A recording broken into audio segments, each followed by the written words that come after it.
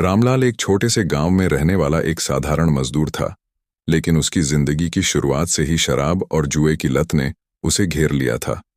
बचपन में पिता की मौत के बाद मां की मेहनत से पला, लेकिन जैसे ही कमाने लगा वैसे ही शाम की दारू और रात की जुआ की महफिलों में डूब गया। गांव वाले कहते थे कि रामलाल में कुछ अच्छाई बाकी है, लेकिन वो लतें उसे जानवर बना रही हैं। फिर शादी हुई सुशीला से, जो एक गरीब घर की सीधी सादी लड़की थी। शुरुआत में सब ठीक था, लेकिन जैसे जैसे रामलाल की कमाई जुए में उड़ने लगी, वैसे ही घर में झगड़े बढ़ने लगे। शाम को शराब पीकर आता और छोटी छोटी बात पर सुशीला को पीटता। उसके चेहरे पर नीले निशान और आंसू हमेशा रहते, लेकिन वो चुप रहती, क्योंकि मायके में कोई नहीं था जो उसे सहारा दे। फिर बेटी रानी का जन्म हुआ, जो उनकी जिंदगी में एक किरण की तरह आई, लेकिन रामलाल की लतें नहीं सुधरीं। वो शराब के नशे में रानी को भी मारता अगर वो रोती या खेलते हुए शोर करती।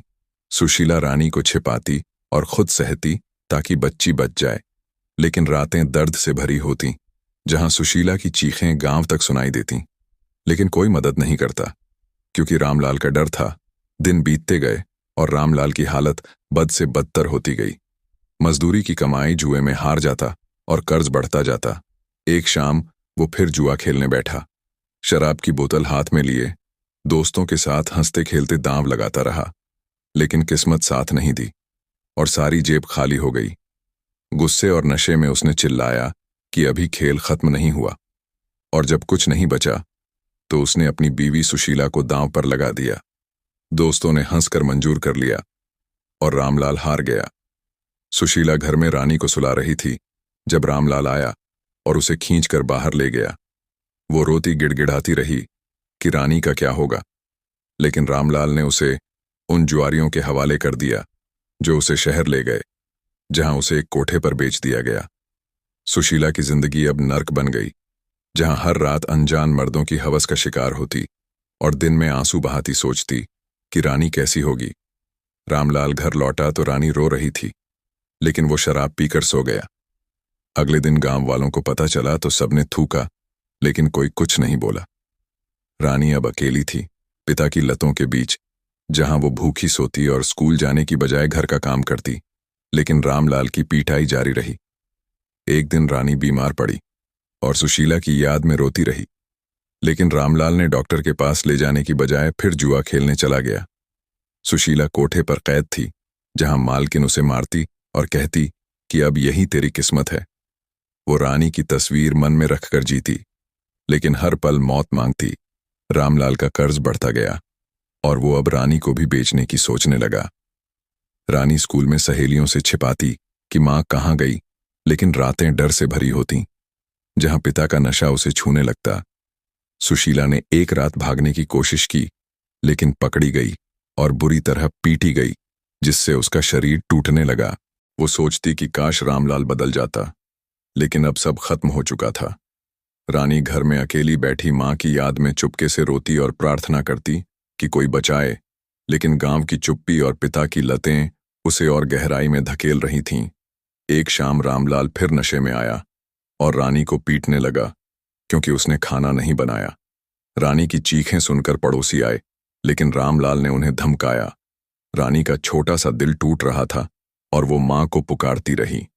सुशीला कोठे पर एक अमीर आदमी से मिली जो उसे खरीदना चाहता था, लेकिन उसकी आंखों में वही हवस थी जो उसे और तोड़ रही थी।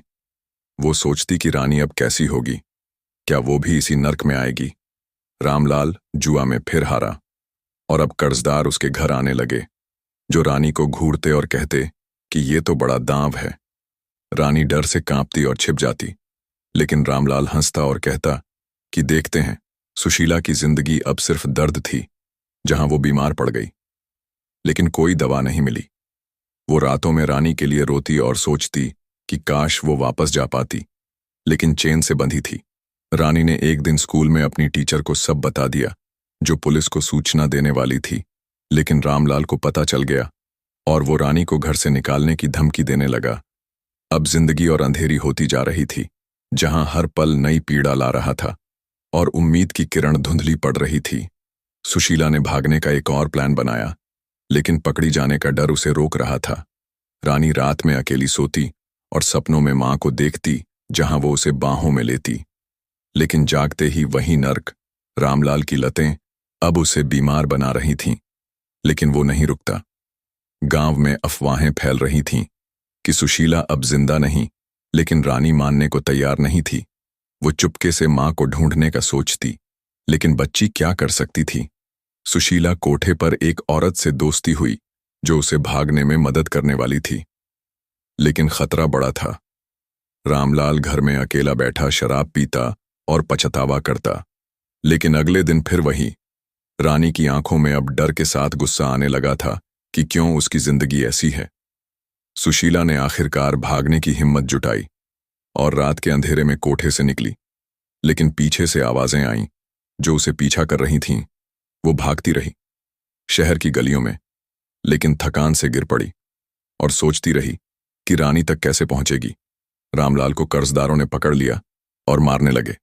जब उसने पैसे नहीं दिए, रानी घर में अकेली थी, डर से कांपती और दरवाजा बंद करके बैठी। सुशीला किसी तरह एक ट्रक में छिपकर गांव की ओर बढ़ी, लेकिन उसका शरीर घायलों से भरा था और दर्द असहनीय हो रहा था। वो सिर्फ रानी के लिए जी रही थी। रानी ने पड़ोसियों से मदद मांगी, लेकिन सब डरते थे। रामलाल अस्पताल में पड़ा था, जहां डॉक्टर कह रहे थे कि उसकी लिवर खराब हो गई है, लेकिन वो अभी भी शराब मांग रहा था। सुशीला गांव पहुंची, लेकिन छिपकर, क्योंकि रामलाल के दोस्त उसे ढूंढ रहे थे। वो रानी को दूर से देखती और रोती कि कैसे उसे गले लगाए।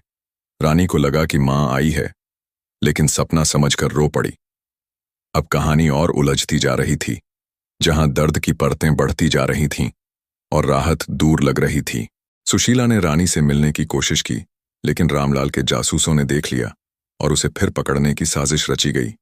रानी बीमार पड़ गई थी, भूख और दुख से, लेकिन कोई देखभाल नहीं थी। रामलाल घर लौटा, लेकिन अब वो और हिंसक हो गया था। सुशीला छिपी हुई थी, गांव के बाहर, और मदद ढूंढ रही थी, लेकिन खतरा हर तरफ था और उसकी आंखों में आंसू थमने का नाम नहीं ले रहे थे। रानी रात में चुपके से बाहर निकली मां को ढूंढने, लेकिन अंधेरे में खो गई और डर से चीखी। सुशीला ने आवाज सुनी और दौड़ी, लेकिन पीछे से कोई उसे पकड़ने आया। अब सब कुछ उलझा हुआ था, जहां मां बेटी की मुलाकात का इंतजार दर्द भरा था और रामलाल की लतें सब कुछ बर्बाद कर रही थीं। आगे क्या होगा वो वक्त ही बताएगा, लेकिन पीड़ा अभी थमने वाली नहीं थी, क्योंकि सुशीला की हिम्मत अब जवाब दे रही थी। लेकिन रानी की एक झलक ने उसे फिर से जिंदगी से जोड़ दिया। वो अंधेरे में रानी की आवाज की दिशा में भागी। दिल में बस एक ही दुआ थी कि उसकी बेटी को बचा ले, लेकिन पीछे से रामलाल के दोस्तों ने उसे घेर लिया। उन्होंने सुशीला को पकड़ लिया और गालियां देते हुए उसे वापस कोठे की ओर ले जाने लगे। सुशीला चीखी, गिड़गिड़ाई, मेरी रानी को छोड़ दो, उसे कुछ मत करो। लेकिन उन दरिंदों के चेहरों पर कोई रहम नहीं था। उधर रानी अंधेरे में भटक रही थी। उसकी छोटी सी जान डर से कांप रही थी और ठंडी रात में वो एक पेड़ के नीचे सिकुड़कर बैठ गई। मां को पुकारती रही। गांव में कुछ लोग रानी की चीखें सुनकर जागे, लेकिन रामलाल का खौफ इतना था कि कोई बाहर नहीं निकला। सुशीला को पकड़कर एक गाड़ी में डाल दिया गया और वो रोते हुए रानी के बारे में सोच रही थी कि क्या वो उसे फिर कभी देख पाएगी। गाड़ी में बैठा एक आदमी, जो रामलाल का पुराना दोस्त था, ने सुशीला को ताने मारे, तू भागकर कहां जाएगी? अब तेरी औकात यही है। सुशीला का दिल टूट रहा था, लेकिन उसने हार नहीं मानी। उसने गाड़ी में एक लोहे की रॉड देखी और मौका पाते ही उसे उठाकर ड्राइवर पर दे मारा। गाड़ी अनियंत्रित होकर पलट गई और सुशीला किसी तरह बाहर निकली। उसका शरीर घायल था, खून बह रहा था, लेकिन रानी का ख्याल उसे रुकने नहीं दे रहा था। वो लंगड़ाते हुए गांव की ओर भागी, लेकिन रास्ते में बेहोश होकर गिर पड़ी। उधर रानी को एक बूढ़ी औरत ने देख लिया, जो गांव के बाहर झोपड़ी में रहती थी। उसने रानी को अपने पास बुलाया और उसे गर्म कपड़ा देकर चुप कराया। रानी रोते हुए बोली, मेरी मां कहां है? पापा मुझे मार देंगे। बूढ़ी औरत का दिल पसीजा, लेकिन वो भी डर रही थी कि रामलाल का गुस्सा उस पर न उतर आए। उसने रानी को अपनी झोपड़ी में छिपा लिया और सोचने लगी कि पुलिस को खबर करे या नहीं। इधर रामलाल को अस्पताल से छुट्टी मिल गई थी लेकिन उसकी हालत बदतर थी। शराब ने उसके शरीर को खोखला कर दिया था। फिर भी वो घर लौटते ही बोतल ढूंढने लगा। जब उसे रानी नहीं मिली तो उसका गुस्सा 7वें आसमान पर पहुंच गया। उसने पड़ोसियों को धमकाया, मेरी बेटी को छिपाया है, उसे निकालो वरना सबको जलाकर राख कर दूंगा। गांव वाले चुप रहे, लेकिन कुछ युवकों ने आपस में बात की कि अब बहुत हो चुका, रामलाल को सबक सिखाना होगा। सुशीला को राहगीरों ने सड़क पर पड़ा देखा और उसे पास के अस्पताल ले गए। वहां उसकी हालत गंभीर थी, लेकिन वो बार बार रानी का नाम ले रही थी। डॉक्टर ने पुलिस को सूचना दी और एक इंस्पेक्टर ने सुशीला की बात सुनी। सुशीला ने रोते हुए सब बता दिया, रामलाल की लतों से लेकर कोठे तक की कहानी। इंस्पेक्टर ने तुरंत एक टीम बनाई और गांव की ओर रवाना हुआ। लेकिन रामलाल को किसी ने खबर कर दी कि पुलिस आ रही है। उसने शराब की बोतल फेंकी और घर से भागने की तैयारी करने लगा। रानी बूढ़ी औरत की झोपड़ी में डरी सहमी थी। उसे भरोसा नहीं था कि कोई उसे बचा पाएगा। बूढ़ी औरत ने हिम्मत करके एक पड़ोसी लड़के को बुलाया और कहा कि पुलिस को खबर कर दे। उधर सुशीला अस्पताल में जिंदगी और मौत से जूझ रही थी। उसकी आंखों में सिर्फ रानी का चेहरा था। पुलिस जब गांव पहुंची तो रामलाल जंगल की ओर भाग चुका था। गांव वालों ने डरते डरते बताया कि रानी एक झोपड़ी में छिपी है। पुलिस ने रानी को ढूंढ निकाला और जब वो पुलिस वाले की गोद में रोते हुए अपनी मां को पुकार रही थी तो इंस्पेक्टर ने उसे भरोसा दिलाया कि वो उसकी मां तक पहुंचाएंगे। लेकिन रामलाल अब भी आजाद था और उसके दोस्तों ने सुशीला को फिर से पकड़ने की साजिश रचनी शुरू कर दी। सुशीला को अस्पताल में होश आया, लेकिन डॉक्टरों ने कहा कि उसका शरीर अब और नहीं झेल सकता। वो रानी से मिलने की जिद कर रही थी और एक नर्स ने उसका हाथ पकड़कर कहा, तुम्हारी बेटी सुरक्षित है, बस थोड़ा और हिम्मत रखो। लेकिन सुशीला का दर्द सिर्फ शरीर का नहीं, मन का भी था। उसे डर था कि अगर वो नहीं रही तो रानी का क्या होगा। इधर रानी को पुलिस ने एक आश्रम में पहुंचाया जहां उसकी देखभाल होने लगी, लेकिन वो हर रात मां के लिए रोती। रामलाल जंगल में छिपा था और उसके दिमाग में सिर्फ एक बात थी, पैसे और शराब। उसने सोचा कि रानी को बेचकर वो कर्ज चुका देगा। उसने अपने एक दोस्त को खबर भेजी कि रानी को ढूंढो। गांव में अब लोग खुलकर बोलने लगे थे और कुछ ने पुलिस को रामलाल के ठिकाने की खबर दी। पुलिस ने जंगल में छापा मारा, लेकिन रामलाल फिर भाग निकला।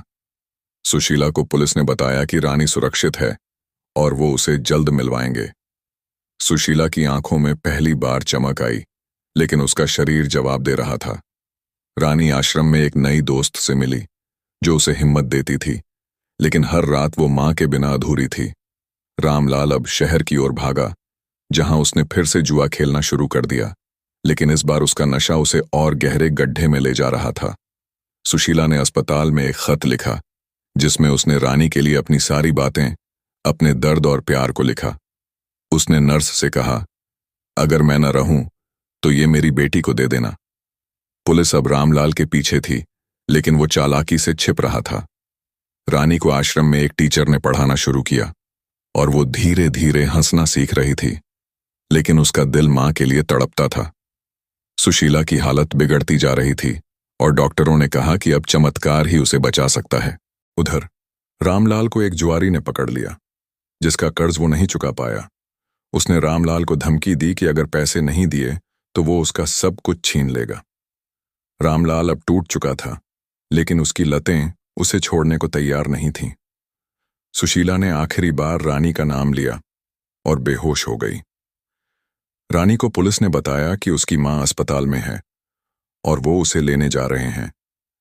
लेकिन रास्ते में एक खबर आई कि रामलाल ने फिर से कुछ अनर्थ करने की साजिश रची है। क्या सुशीला और रानी फिर से मिल पाएंगे या रामलाल की लतें उनकी जिंदगी को और बर्बाद कर देंगी? ये वक्त ही बताएगा। लेकिन अभी तो दर्द की वो लहरें थमने का नाम नहीं ले रही थीं, क्योंकि सुशीला की सांसें अब गिनी चुनी रह गई थीं और अस्पताल का बिस्तर उसकी आखिरी उम्मीदों का गवाह बन रहा था। नर्स ने उसका खत संभाल कर रखा, जिसमें सुशीला ने रानी के लिए अपने दिल की हर बात लिखी थी। उसका प्यार, उसका दर्द और वो माफी कि वो उसे बचा नहीं पाई। सुशीला की आंखों में अब भी रानी का चेहरा था और वो बार बार बुदबुदाती, मेरी रानी को बता देना, मैंने उसे कभी नहीं छोड़ा। उधर रानी को पुलिस आश्रम से लेकर अस्पताल की ओर रवाना हुई। रानी की छोटी सी दुनिया में अब सिर्फ एक चाह थी, मां से मिलना। रास्ते में वो खिड़की से बाहर देखती और सोचती कि मां कैसी होगी, क्या वो उसे गले लगाएगी जैसे पहले लगाती थी। लेकिन पुलिस की गाड़ी के पीछे एक और गाड़ी थी जिसमें रामलाल का एक पुराना साथी था जो रानी को पकड़ने की फिराक में था। रामलाल, जो अब जंगल से भागकर शहर की गलियों में छिपा था, अपने कर्जदारों के चंगुल में फंस चुका था। उन्होंने उसे पकड़ लिया और मार मार कर अधमरा कर दिया। लेकिन रामलाल के दिमाग में अब भी सिर्फ पैसा और शराब थी। उसने अपने दोस्त को रानी को अगवा करने का आदेश दिया ताकि उसे बेचकर कर्ज चुका सके। उसका दिल इतना पत्थर हो चुका था कि अपनी बेटी की जिंदगी भी उसके लिए सिर्फ एक सौदा थी। इधर अस्पताल में सुशीला की हालत और बिगड़ गई। डॉक्टरों ने कहा कि उसके फेफड़े और लिवर पूरी तरह खराब हो चुके हैं और अब कुछ घंटों का ही सवाल है। नर्स ने इंस्पेक्टर को बताया कि सुशीला बार बार रानी का नाम ले रही है। इंस्पेक्टर ने गाड़ी को और तेज करने को कहा, लेकिन रास्ते में रामलाल के दोस्त की गाड़ी ने पुलिस की गाड़ी को टक्कर मार दी। रानी डर से चीख पड़ी और पुलिस वाला घायल हो गया। गाड़ी सड़क किनारे पलट गई और रामलाल का दोस्त रानी को खींचकर अपनी गाड़ी में डालने लगा। रानी रोती चिल्लाती रही, मां, मुझे बचाओ। लेकिन वो आदमी उसे चुप कराने के लिए थप्पड़ मारता रहा। तभी पास के एक ट्रक ड्राइवर ने यह सब देख लिया और पुलिस को फोन किया। उसने हिम्मत करके उस आदमी पर हमला कर दिया और रानी को छुड़ा लिया। रानी कांप रही थी, लेकिन ड्राइवर ने उसे सांत्वना दी और पुलिस को सौंप दिया। पुलिस ने रानी को फिर से अस्पताल की ओर ले जाना शुरू किया, लेकिन अब वक्त कम था। उधर रामलाल को कर्जदारों ने एक गोदाम में बंद कर दिया था जहां वो उसे मार रहे थे। रामलाल अब टूट चुका था और शराब की कमी से उसका शरीर कांप रहा था। उसने एक पल के लिए सुशीला और रानी को याद किया, लेकिन उसका पछतावा भी अब सिर्फ एक कमजोर चिंगारी था जो जल्द बुझ गई। वो चिल्लाया, मुझे छोड़ दो, मैं रानी को बेच दूंगा। लेकिन कर्जदारों को अब उस पर भरोसा नहीं था। अस्पताल में सुशीला ने आखिरी बार आंखें खोलीं और नर्स ने उसे बताया कि रानी रास्ते में है। सुशीला की आंखों में आंसू थे, लेकिन एक हल्की सी मुस्कान भी, क्योंकि उसे यकीन था कि वो अपनी बेटी को एक बार देख लेगी। रानी जब अस्पताल पहुंची तो वो दौड़कर मां के बिस्तर के पास गई। सुशीला ने कमजोर हाथों से रानी का चेहरा छुआ और कहा, मेरी रानी, मां तुझसे बहुत प्यार करती है। रानी रोते हुए मां से लिपट गई और उस पल में दोनों का दर्द जैसे एक हो गया। लेकिन सुशीला की सांसें धीमी हो रही थीं। नर्स ने खत रानी को दे दिया और सुशीला ने आखिरी बार रानी का माथा चूमा। डॉक्टरों ने उसे बचाने की पूरी कोशिश की, लेकिन सुशीला की आंखें हमेशा के लिए बंद हो गईं। रानी चीख चीख कर रोई और नर्स ने उसे गले लगाकर सांत्वना दी। पुलिस ने रानी को फिर से आश्रम भेजने की तैयारी की, लेकिन रानी अब मां के बिना पूरी तरह टूट चुकी थी। उधर रामलाल को कर्जदारों ने छोड़ दिया, लेकिन वो अब एक भटकता हुआ भूत बन चुका था। उसने सुशीला की मौत की खबर सुनी, लेकिन उसके दिल में कोई पछतावा नहीं बचा था। वो फिर से शराब और जुए की तलाश में शहर की गलियों में भटकने लगा। रानी आश्रम में थी, जहां उसकी नई दोस्त और टीचर उसे हिम्मत दे रहे थे, लेकिन उसका छोटा सा दिल हर रात मां को याद करके टूटता था। वो खत को बार बार पढ़ती, जिसमें सुशीला ने लिखा था, रानी, तू मेरी ताकत है। दुनिया चाहे जितनी सख्त हो, तू हार मत मानना। रानी ने ठान लिया कि वो पढ़ेगी और एक दिन इतनी मजबूत बनेगी कि कोई और उसकी तरह का दर्द न झेले। लेकिन रामलाल अब भी आजाद था और उसकी साए की तरह रानी की जिंदगी पर खतरा मंडरा रहा था। पुलिस उसे ढूंढ रही थी, लेकिन वो हर बार बच निकलता। रानी को आश्रम में एक नई शुरुआत मिली, लेकिन हर रात वो मां के खत को सीने से लगाकर सोती और उसके सपनों में सुशीला की आवाज गूंजती कि मेरी रानी, तू जीत जाएगी।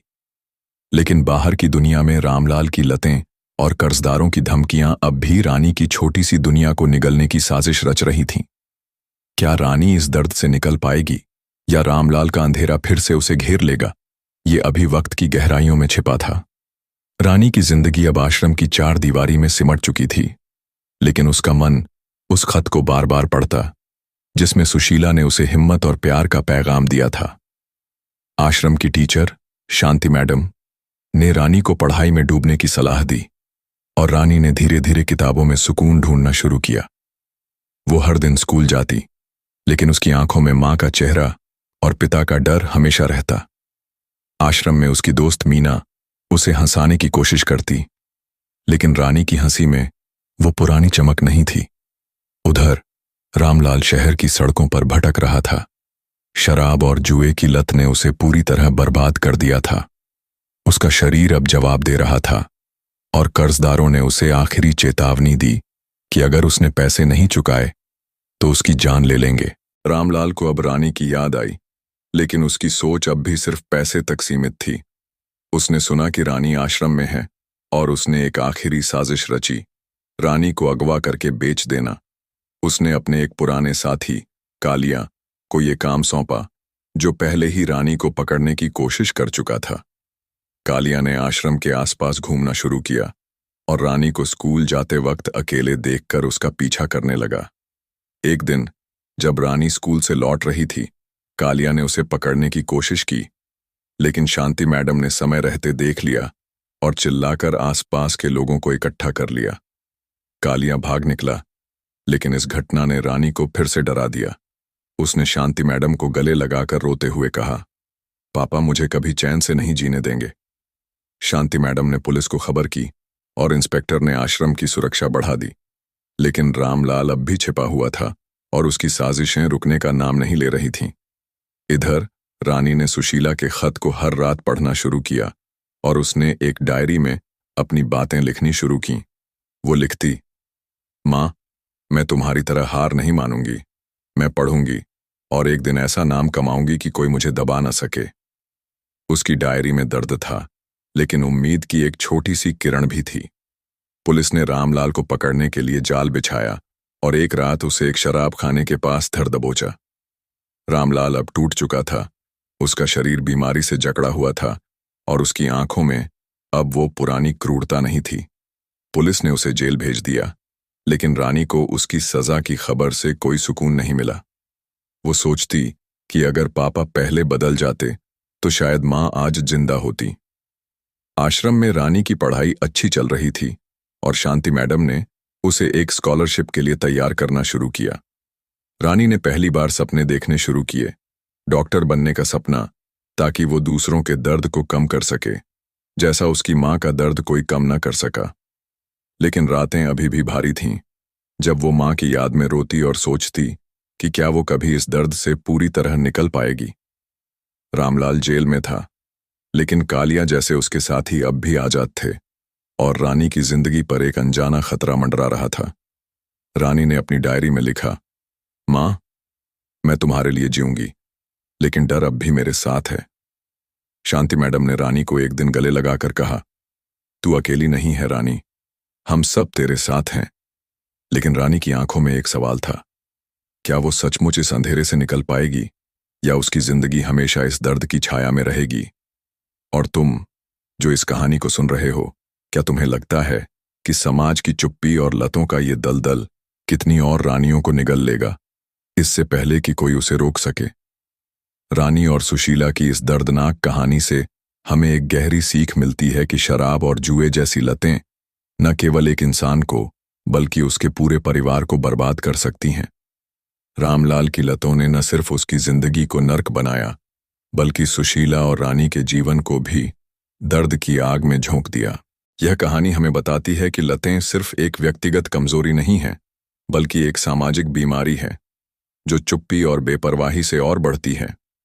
गांव वालों की खामोशी और समाज की उदासीनता ने सुशीला के दर्द को और गहरा किया, जो यह सवाल उठाता है कि अगर समय रहते कोई आवाज उठाता तो शायद सुशीला और रानी की जिंदगी इतनी टूटती नहीं।